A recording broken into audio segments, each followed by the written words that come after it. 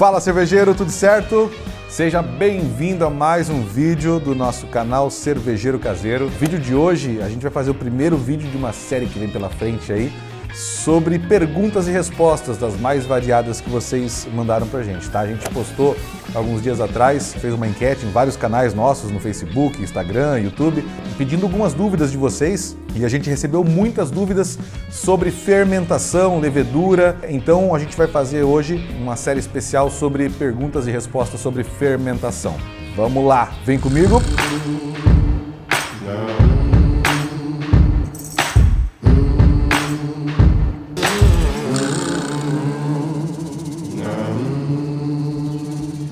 Todo cervejeiro que está iniciando a sua carreira, fazendo cerveja, ou que já é um cervejeiro caseiro, um dia já deve ter feito essa pergunta. Quais são os tipos de leveduras existentes? Então vamos lá.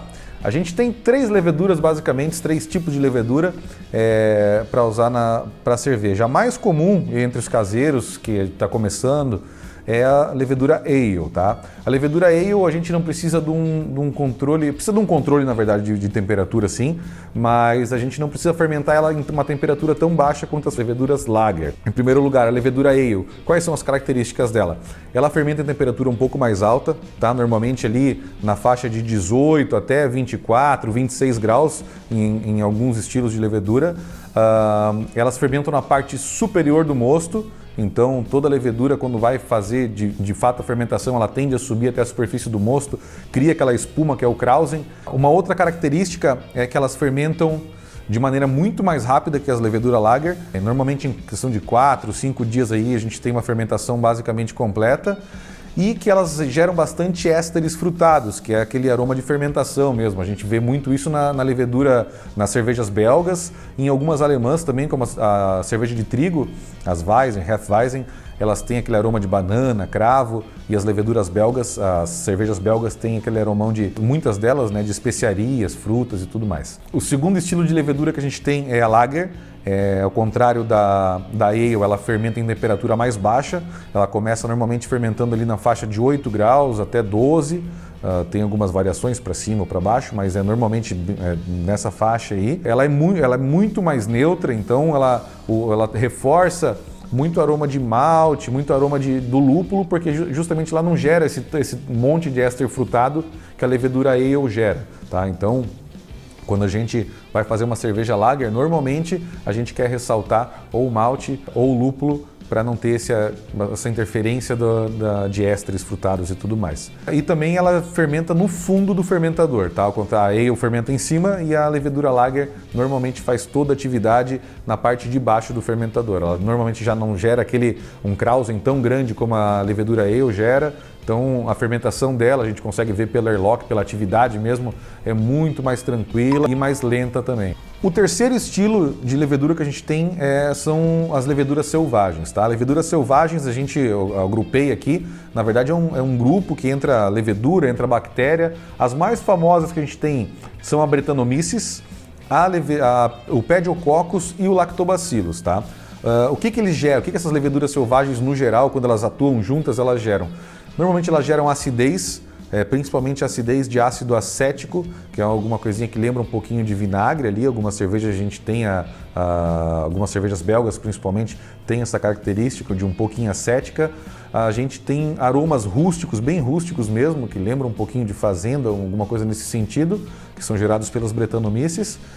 E uma característica dela é que ela consome muitos açúcares que não são consumidos pelas Saccharomyces, pelas leveduras lager ou ale em geral. A Brettanomyces consegue consumir. Então a gente tem lá as cervejas que são de levedura selvagem, normalmente elas têm um final muito mais seco, justamente porque ela acaba consumindo aquele açúcar residual que a levedura ale e a levedura lager não conseguem consumir. E no geral essas são as principais características das leveduras selvagens. Ótimo. Agora a gente já sabe que existem 3 tipos de leveduras existentes no mercado. Mas como é que eu posso escolher o fermento correto para cada tipo de cerveja que eu quero fazer? Para escolher a levedura correta para cerveja, o mais simples, ao meu ver, é a gente olhar a ficha técnica da fabricante, tá? A fabricante sempre vai ter a Lallemand, a Mangrove Jacks ou a Fermentes. Cada cepa que eles têm lá vai ter uma ficha técnica que vai te indicar quais são os estilos adequados. Então, normalmente quando tu pesquisa na internet, joga no Google lá, já vai ter uma relaçãozinha dos estilos de cerveja que aquele fermento pode produzir. Tá? Esse é o jeito mais simples da gente acertar qual é o estilo correto para a cerveja. Mas um detalhe muito importante é quando a gente faz isso meio que ao contrário. Eu estou pensando, eu vou produzir uma Belgian Blonde Ale, por exemplo. Qual o fermento que eu vou usar? Então a gente tem que pensar muito na característica que a gente quer da cerveja. Eu sei que a Belgian Blonde ela precisa ter um pouquinho mais de éster, ela tem que aparecer alguma coisinha de especiaria, de éster frutado. Então a gente começa já, então vamos pesquisar agora leveduras belgas que a Lallemand pode ter ou que a Ferments pode ter, e o que cada uma dessas leveduras vai te trazer. Então a gente consegue, a partir disso, começar a pesquisar, eu sei que minha cerveja vai ter tanto de álcool mais ou menos, será que essa levedura vai aguentar tanto álcool do jeito que eu estou imaginando nessa receita, no caso de fazer uma cerveja mais forte, ou será que ela vai trazer esse perfil frutado que eu tenho? Então, por exemplo, eu vou fazer uma American IPA, não faz sentido eu usar uma levedura, uma Munich Classic, por exemplo, da Lallemand, que vai te trazer um perfil de cerveja Weiss, que vai te trazer cravo, banana. Então, a gente tem que pensar já na cerveja e já pensando também nos fermentos que a gente vai utilizar e pesquisar as características que cada fermento desse vai te trazer. Legal. Muitos cervejeiros caseiros utilizam os fermentos S04 e o S05. Sabe me dizer a diferença entre cada tipo de fermento desse? Esses dois fermentos eles são muito utilizados porque eles fazem um excelente trabalho, eles são muito fáceis de achar, têm um bom custo, então é muito comum a gente ver, na maioria dos brew shops a gente vê muitas receitas com esses dois fermentos. Eles são meio fermento coringas. O S05, vamos começar por ele, ele é um fermento americano com um perfil bem neutro de fermentação. Ele trabalha aí entre 18, 20, até 20, 22 graus no máximo.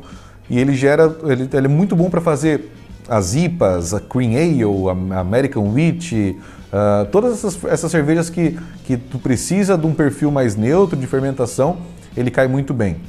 A S04 já é uma cepa de levedura inglesa, então ele vai te trazer um pouco mais de éster, então ele vai cair muito bem para as bitters, que pede um pouquinho de éster, para English Pale Ale, a English IPA também cai muito legal, o S04, só que ele tem uma atenuação um pouco menor do que o S05. O que é atenuação? É o consumo dos açúcares, né? Então, enquanto o S05 vai deixar uma cerveja mais seca no final, com menos açúcar residual, o S04 tende a deixar um pouquinho mais de açúcar residual. Um diferencial do S04 é que ele flocula muito bem, ele sedimenta muito bem, então a hora que esse fermento ele termina de consumir todo o açúcar, ele tende a assentar no fundo do fermentador com mais rapidez e isso deixa a cerveja mais limpa, mais fácil e mais rápido do que o S05.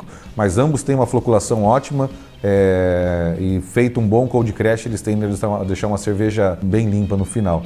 Um detalhe aqui que não entra, o S04 e o S05 são os mais famosos, mas tem uma levedura que eu gosto muito também, que ela é meio coringa, que é a Nottingham da Lallemand, tá?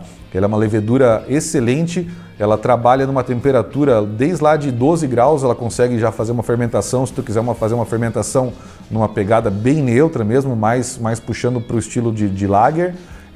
E se a gente fermentar ela aí na faixa de 20 graus, 21 graus, ela tende a dar uma pegada um pouco mais esterificada. Então ela é uma levedura super coringa, dá para usar muito fácil, a atenuação dela é ótima, ela tende a consumir muito bem os açúcares, a floculação é muito boa também.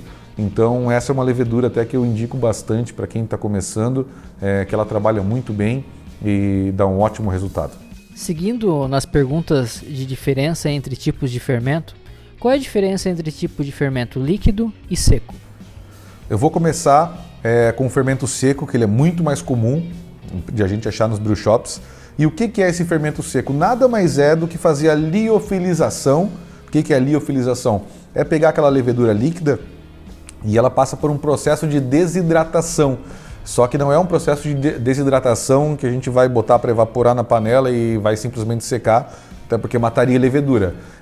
Ele é feito sob uma desidratação a frio para que a gente mantenha a levedura saudável ainda, com uma viabilidade muito grande e que a gente tenha uma reserva de nutriente muito grande ali. Então, esses são processos modernos, muito estudados, tanto por todas as grandes produtoras de fermento seco, né?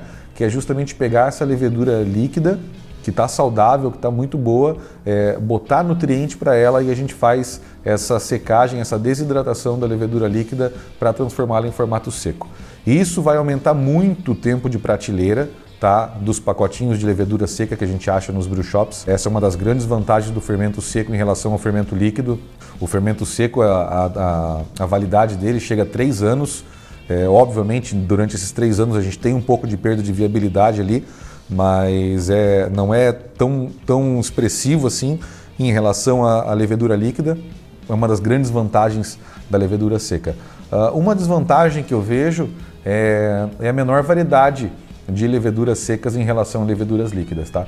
Então, enquanto a gente tem uma única cepa, por exemplo, de levedura belga em uma fabricante ou outra, que uma dessa levedura vai fazer, sei lá, 10 estilos diferentes de cerveja belga, na levedura líquida a gente tem isso muito específico. Então eu tenho uma levedura para fazer Belgian Blonde, eu tenho uma levedura para fazer Belgian Triple, uma para fazer Quadruple, uma para fazer Saison. Então, sim, a gente tem isso muito mais detalhado e muito mais específico nas leveduras líquidas do que nas secas, tá?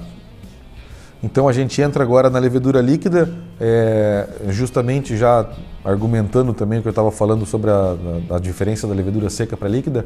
Essa perda de tempo de prateleira da levedura líquida, eu acho que é a maior desvantagem. Tem um estudo da White Labs, que é uma das maiores produtoras de levedura líquida do mundo, que ela fala que a levedura líquida perde 21% de viabilidade normalmente por mês. Então, em questão de 4 meses, tu tem 85%, 84% da viabilidade daquelas células simplesmente perdida. Então, para tu conseguir recuperar aquele frasquinho de levedura ali, tu vai ter que fazer um starter e vai ter que propagar essa levedura porque tu já tem muita pouca viabilidade. Então, quando a gente vai fazer o uso de levedura líquida, é ideal que a gente pegue o mais fresco possível para ter uma viabilidade muito alta e poder aproveitar esse fermento da melhor forma.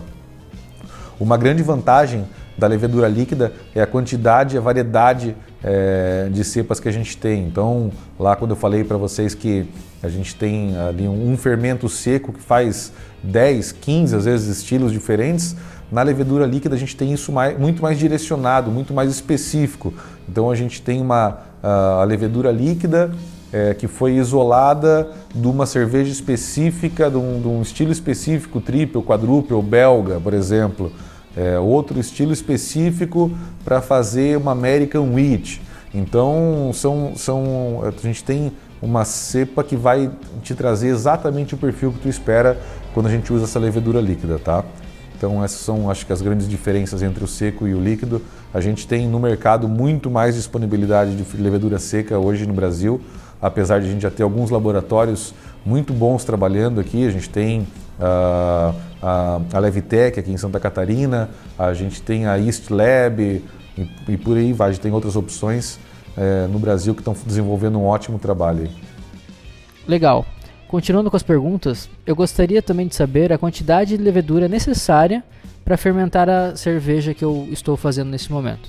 Essa é uma pergunta que não é tão simples assim de responder, mas ela tem uma importância muito grande para a gente ter uma fermentação saudável, tá?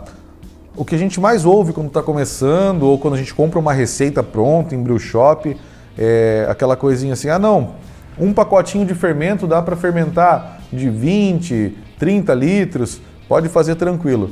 Mas será que esse cálculo está certo? A gente tem várias literaturas que falam que a gente tem uma quantidade específica de células por ml, por densidade, para ter uma fermentação saudável, tá? Nos casos da ale, cervejas com levedura ale, né, a gente tem ali uma quantidade de 0,75 milhões de células por ml de mosto por grau plato, que seria a densidade da cerveja. Então, e para lagers é sempre o dobro, tá? A gente não quero fazer muita conta aqui, mas só para ilustrar para vocês o quanto que a gente, falando assim, simplesmente de usar um pacotinho para 20 litros, o quanto a gente está abaixo do desejável, tá? Então, um pacote de S05 ou S04, por exemplo, tem 66 bilhões de células, tá? Isso informado pelo fabricante. São 6 bilhões de células por grama, a gente tem um pacote com 11 gramas, então são 66 bilhões de células. Fazendo aquele cálculo das literaturas que de 0,75 milhões por ml por grau plato, para 20 litros de cerveja, numa densidade de 1050, que é uma densidade de uma cerveja normal, aí, uma American Blonde, uma Cream Ale, alguma coisa nesse sentido, a gente precisaria de 186 bilhões de células para fazer uma fermentação saudável com o pitch rate correto. E num pacote a gente tem 66 bilhões, então a gente precisaria quase o triplo, na verdade, do que a gente está acostumado a ouvir. Então, é por isso que a gente fala que a gente precisa ter uma boa aeração do mosto, precisa fazer uma reidratação da levedura, porque a gente já está acostumado e sempre ouviu que essa quantidade seria suficiente, quando na verdade ela não é. Se a gente pudesse usar o dobro, o triplo para fazer essa quantidade de célula correta, a gente teria uma fermentação muito mais saudável. A gente está acostumado a usar menos porque justamente financeiramente é muito mais viável, né? Então, se eu vou fazer 20 litros de cerveja, é muito mais barato eu comprar um pacote do que comprar 3. Um pacote de levedura está na faixa de 20, 25 reais, 28 reais. Então, se a gente faz ali uma aeração do mosto, bem oxigenado, usa um pouquinho de nutriente, a gente vai começar com um pacote que são 66 bilhões, isso vai aumentar. Só que a gente ainda assim vai estar longe de estar no pitch rate correto, que seria de 0,75 milhões de células por ml por grau plato. Essa concentração de 0,75 ela vai aumentar se for uma cerveja de alta gravidade, tá? Então vou fazer uma Russian Imperial Stout, por exemplo, de, 1.100 de OG, tu já não vai poder mais calcular esse 0,75, tu vai ter que duplicar, tu vai ter que fazer uma inoculação como se fosse uma lager, usando 1,5 milhão por ml por grau plato. Então essas contas elas precisam ser feitas, tá, gente? Eu sei que no começo é um assunto um pouquinho mais já avançado, mas é muito importante a gente entender isso no começo. Às vezes a gente tem muitos casos, eu acompanho os grupos de Facebook, de Instagram, principalmente de Facebook, né, que a gente tem muita interação, mas lá a gente vê muita reclamação do pessoal iniciante falando assim: minha fermentação travou, a minha fermentação parou em não sei quanto, ou eu tive álcool superior, eu estou com um gosto estranho. Normalmente é por questão de baixa quantidade de levedura, tá? Às vezes o pessoal que não oxigena ou está fazendo 30 litros e quer botar um saquinho de levedura, às vezes sem fazer uma reidratação, às vezes já é levedura antiga. Então a gente está com uma taxa muito abaixo do ideal. Então esse é um problema bem frequente e que a gente tem que ir um pouquinho mais a fundo, porque é bem importante. A taxa de inoculação é uma das coisas mais importantes para ter uma cerveja bem feita e uma fermentação saudável. O que é underpitching e overpitching? Essa pergunta está ligada diretamente com a questão anterior, que é o que a gente estava falando de alguns problemas que podem acontecer, né? O underpitching é justamente fazer a inoculação, que é colocar a quantidade de levedura abaixo do calculado, abaixo do que seria necessário para ter uma fermentação saudável. Quando a gente tem uma inoculação de levedura abaixo do necessário, quais são os problemas que podem acontecer? A gente tem fermentação lenta ou fermentação presa, que é stuck fermentation, que eles chamam. Então, eu fiz o cálculo, montei minha receita ou comprei uma receita pronta que falava que teria que chegar a 1010 de FG, de densidade final, né? E aí chega lá em 1020, ela trava e não desce mais. Cara, pode estar muito ligado, pode ser um problema de mosturação, sim, pode ser, mas pode estar muito ligado também a uma baixa taxa de inoculação. Tá? Eu não tenho quantidade de célula suficiente, eu não tive uma multiplicação de célula suficiente para ter uma fermentação saudável e que conseguisse levar minha fermentação até o alvo, que era 1010. Isso é muito comum. Outro problema, perfil de sabor alterado. Quando a gente tem uma inoculação baixa, também a gente gera muito éster. Se eu coloco menos célula no começo, ela tende a fazer muita propagação, ela vai tentar se multiplicar ao máximo suficiente para conseguir consumir todo aquele açúcar que está naquele mosto. E durante essa fase de propagação, multiplicação, a gente tem muita geração de éster, a gente tem geração de subcompostos também, a gente não tem células suficientes, então pode gerar enxofre, pode gerar diacetil, e aí como a gente tem pouca levedura, ela não vai conseguir consumir esse diacetil e tu vai ficar com diacetil no final da cerveja. Então são vários problemas. Outro problema é a produção de álcool superior também.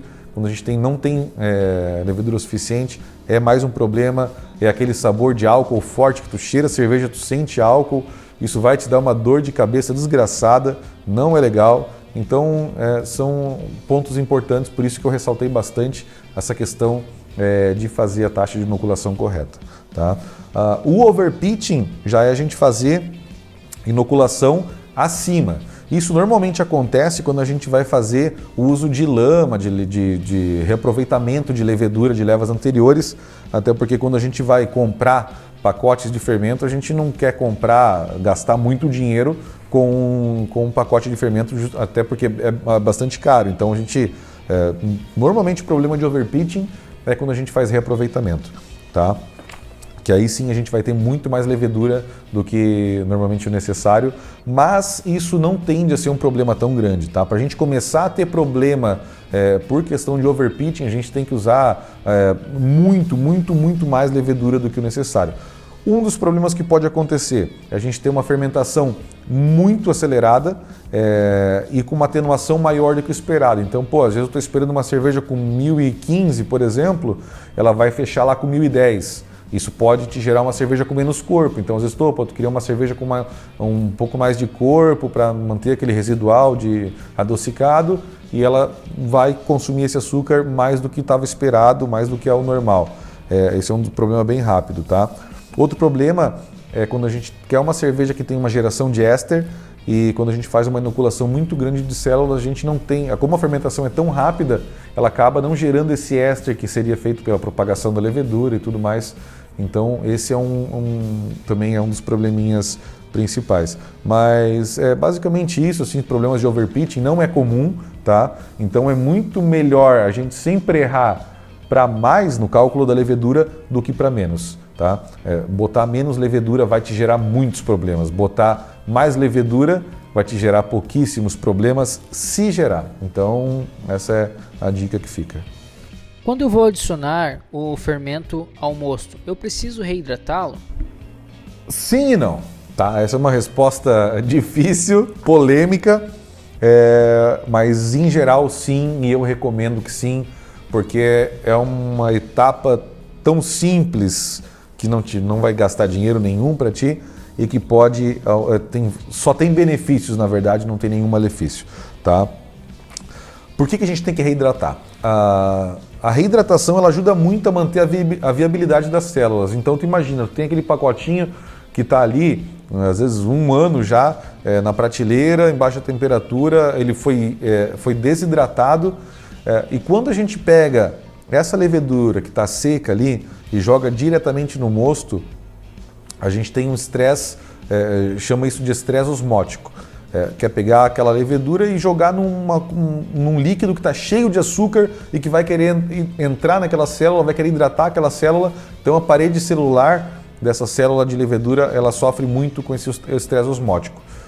Principalmente isso para cervejas de alta gravidade. Tá? Então pegar uma Imperial Stout, alguma coisa nesse sentido, Double IPA, por exemplo, que tem 1070, 1080 de OG, principalmente nesses casos. Tá?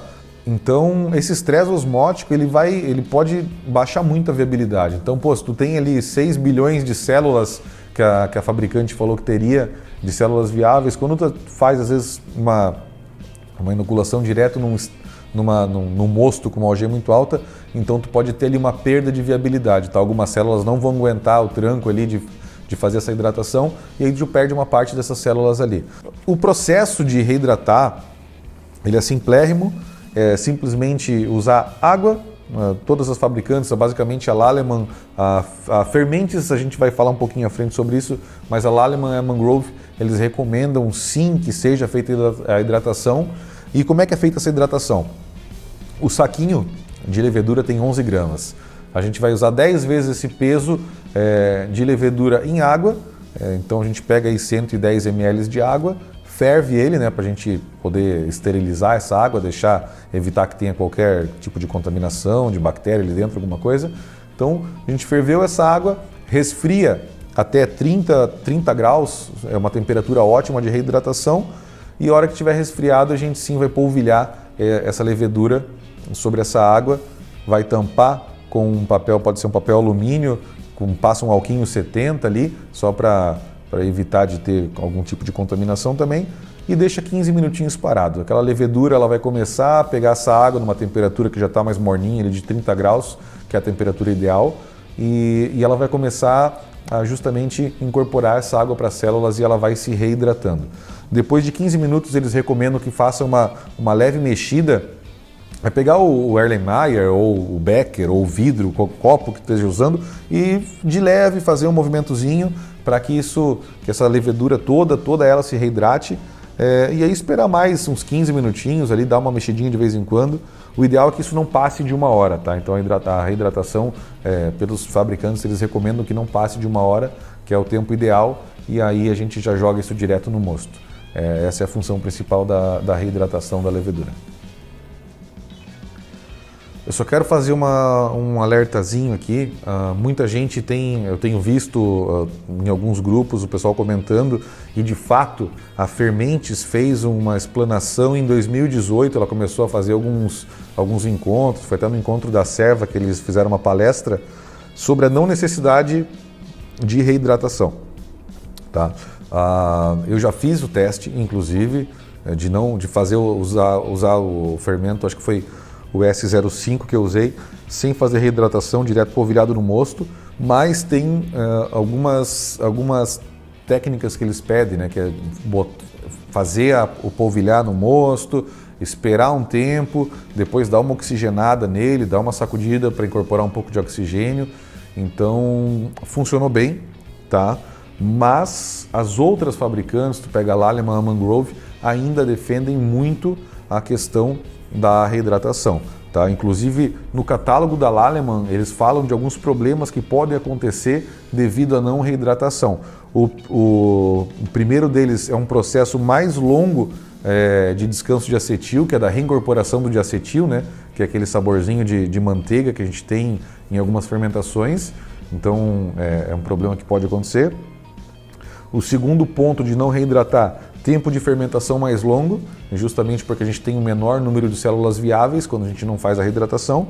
O terceiro é uma fase de retardamento mais longa, né? uma lag phase mais alta, também pelo mesmo motivo de ter viabilidade mais baixa, menos células para trabalhar, então isso aumenta o tempo lag, né? Que é aquele tempo que a gente tem até que a gente começa a ver atividade no fermentador, que é de fato onde vai começar a gerar o Krausen, fazer a fermentação alcoólica.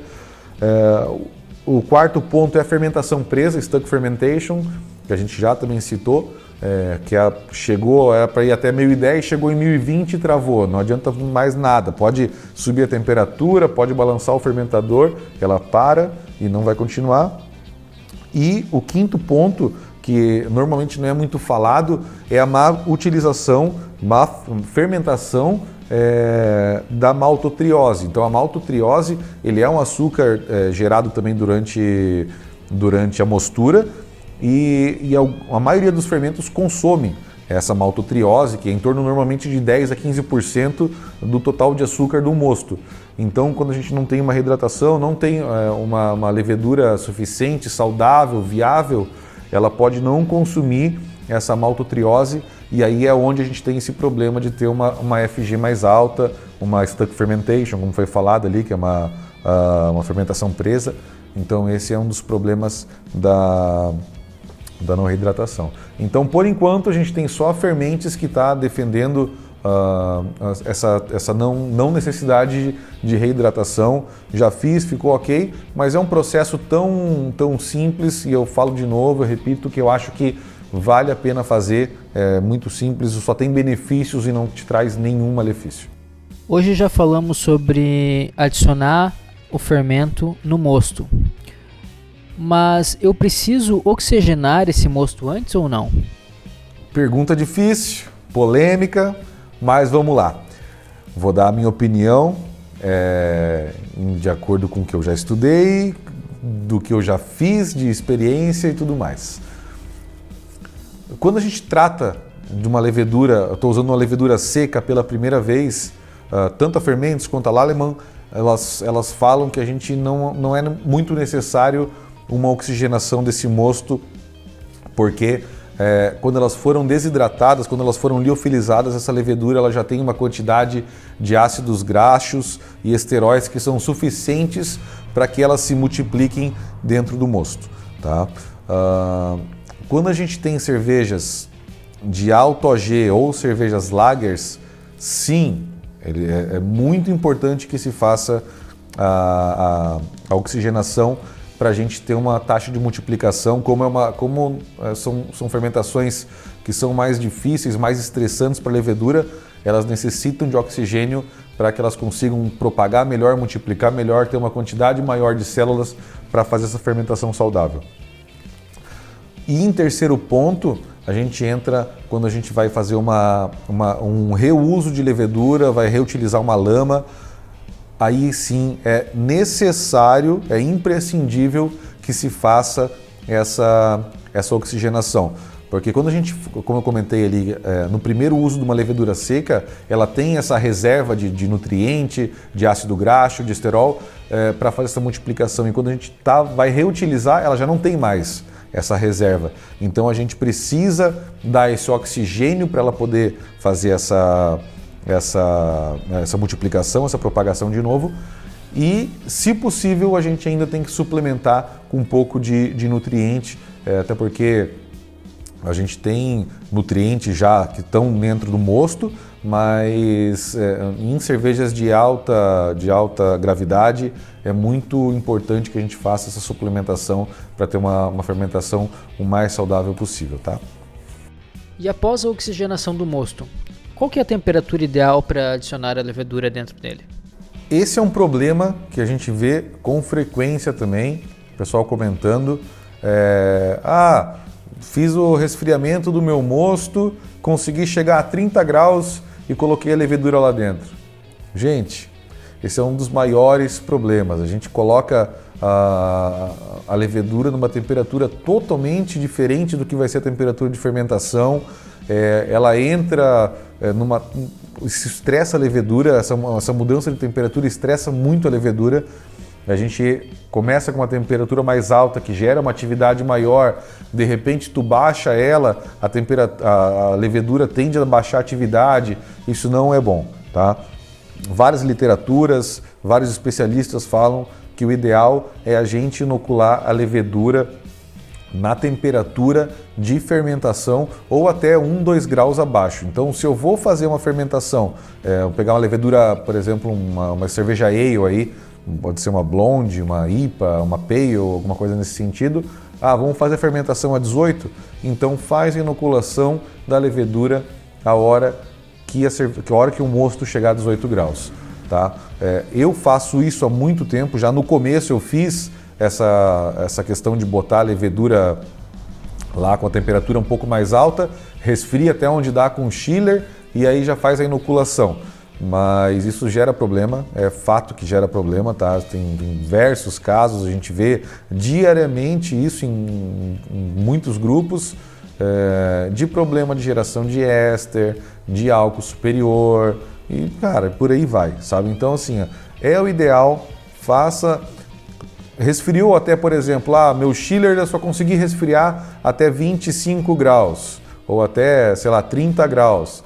Gente, coloca no fermentador, põe na geladeira ou na caixa térmica se tu ainda usa um isopor com alguma coisa assim, tenta resfriar, deixa chegar na temperatura de fermentação e aí sim inocula o fermento, tá? Vocês vão ver que a diferença de fermentação, da qualidade de fermentação é outra mesmo, tá? Então é isso que eu recomendo. Sempre inocular na temperatura de fermentação. Ótimo. Agora a pergunta que todo cervejeiro caseiro quer saber.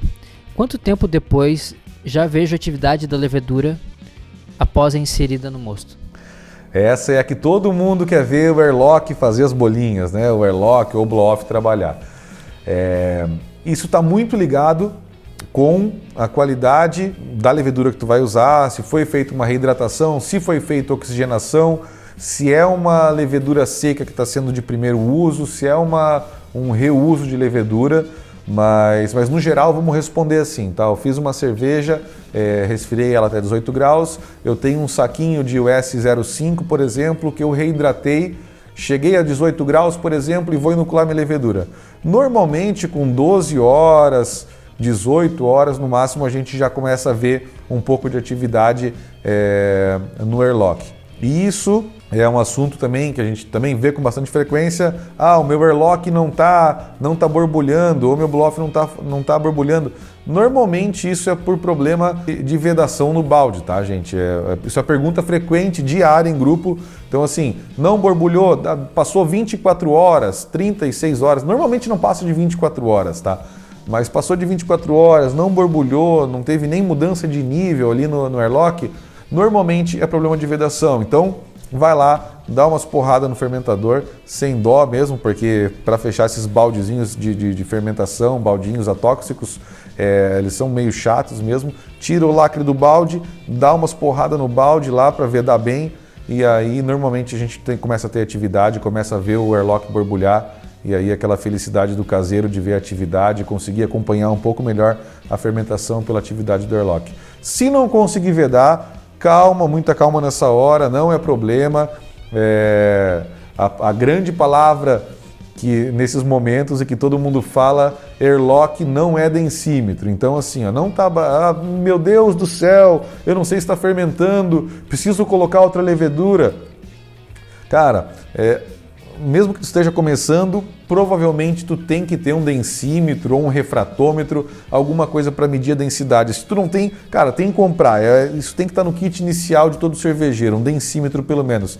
Então, tu mediu a densidade lá antes de tu colocar o fermento, passou um dia ali, um dia e meio, 2 dias, tu viu que não teve nenhuma mudança, tá na dúvida se está fermentando ou não tá, tira uma provinha, dá uma medida na FG, ali na densidade do mosto, e ali tu vai conseguir ver se de fato tem alguma atividade. Pelo próprio mosto que tu vai tirar na proveta, tu já vai conseguir ver se tem um pouco de bolinha formando, que é o CO2 formando, já tem atividade da levedura, então muita calma nessa hora. Galera, então é isso para esse primeiro vídeo. A gente está finalizando com uma parte aqui das perguntas. A gente tem uma série de outras perguntas que a gente vai responder ainda, porque o assunto é extenso. A fermentação, ao meu ponto de vista, pelo menos, é uma das partes mais importantes de produzir uma boa cerveja. Então, quero agradecer a presença de cada um de vocês. Em breve a gente tem próximo vídeo, fica de olho para responder agora o restante do processo de fermentação, de todas as dúvidas sobre leveduras e fermentação que vem por aí.